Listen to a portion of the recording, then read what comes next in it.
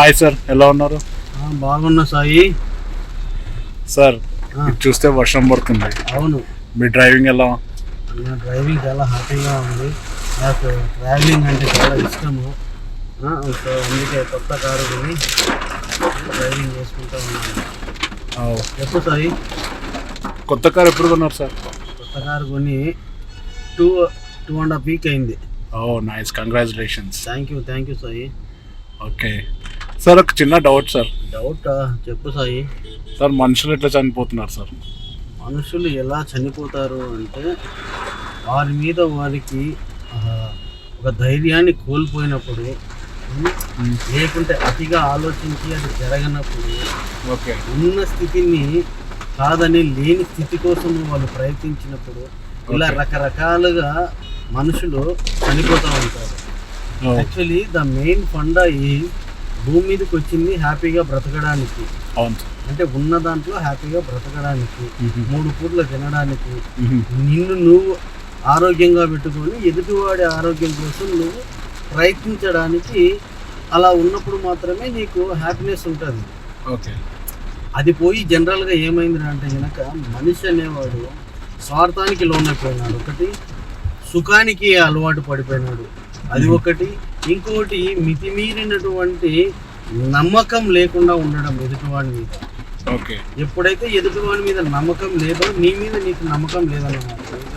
Okay, so నీ మీద నీకు నమ్మకం ఉన్నప్పుడు ఎదుటివాడిని నమ్ముతావు, ఎదుటివాడిని నమ్మనప్పుడు నీ మీద నీకు నమ్మకం ఉండదు. ఎప్పుడైతే నీ మీద నీకు నమ్మకం ఉండదో నువ్వు రోగాన్ని కూడగట్టుకుంటూ ఉంటావు అన్నట్టు. సో ఆ విధంగా జనాలు రకరకాలుగా చనిపోతూ ఉంటారు. ఓకే సార్, రీసెంట్గా నేను ఒక పోస్ట్ చదివాను. చెప్పండి. దాంట్లో ఏంటంటే ఒక చిన్న అబ్బాయికి షుగర్ వచ్చిందంట. సో అది ఎలా సార్? పాసిబుల్? కొన్ని జెనెటిక్ వల్ల వస్తాయి. కొన్ని లక్షల మందిలో ఒకరికి ఇద్దరికి అది సర్వసాధారణంగా ఈ కాలంలో వచ్చేస్తూ ఉంటుంది. ఓకే, సో అది వచ్చినప్పుడు దానికి తగ్గట్టు ఆ చిన్నపిల్లలకు వచ్చింది కాబట్టి కొంతమంది క్యూర్ అవుతుంది, కొంతమంది క్యూర్ కాదు. అది టోటల్ జెనెటిక్ మీదనే ఆధారపడి ఉంటుంది.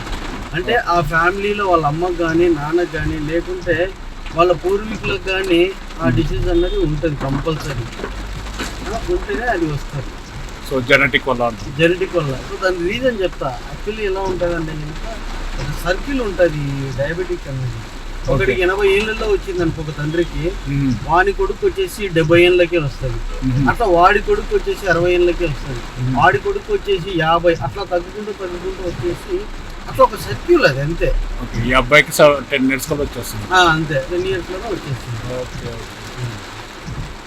అండ్ చిన్నపిల్లలు కొంతమంది స్పెట్స్ కూడా పెట్టుకుంటున్నారు. కంటి చూపు దానికి చాలా రీజన్లు ఉన్నాయి. ఒకప్పుడైతే జెనెటిక్ వల్ల ఎవరికి ఒకరికి వచ్చేది, ఇప్పుడు చాలా మంది పిల్లలకు వస్తున్నాయి. పిల్లలకి ఎందుకు వస్తున్నాయి అంటే కనుక ఈ టీవీలు కానీ లేకుంటే మొబైల్స్ కానీ అతిగా చూడడం వల్ల ఎక్కువ ఐ అన్నది స్ట్రెయిన్ అవ్వడం వల్ల అవి వచ్చేస్తూ ఉన్నాయి. అందరికీ తెలిసిన విషయమే, కానీ తప్పట్లేదు. ఎందుకంటే ఇప్పుడున్న పరిస్థితులలో తల్లిదండ్రులు అనేవాళ్ళు బ్రతకాలి అంటే కనుక వాళ్ళు 12 గంటల కంటే 18 గంటలు పనిచేస్తే కానీ ఈ లగ్జరీస్ లైఫ్ పిల్లలకి ఇవ్వలేదు. లగ్జరీస్ లైఫ్కి అలవాటు పడ్డారు కాబట్టి ఆటోమేటిక్గా ఏమవుతుందిరా అంటే కనుక పిల్లలను కొంచెము దూరం పెట్టవలసి వస్తుంది.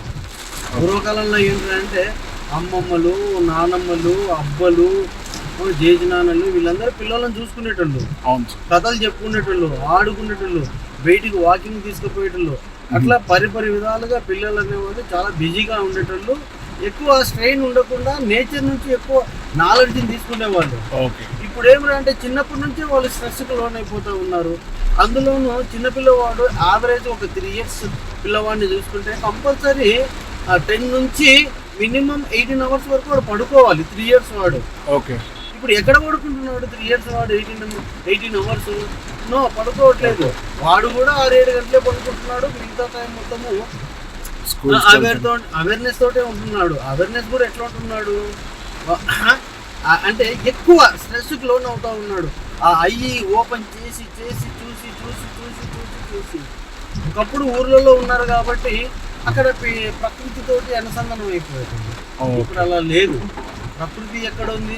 ఆ ఇండ్లలో, ఏసీ రూమ్లలో, లేకుంటే అక్కడ ఇక్కడ మొత్తం. దాని వల్లనే స్పెట్స్ అన్నది ఎక్కువగా యూజ్ చేసుకుంటున్నారు చిన్నపిల్లలు. అది ఓకే.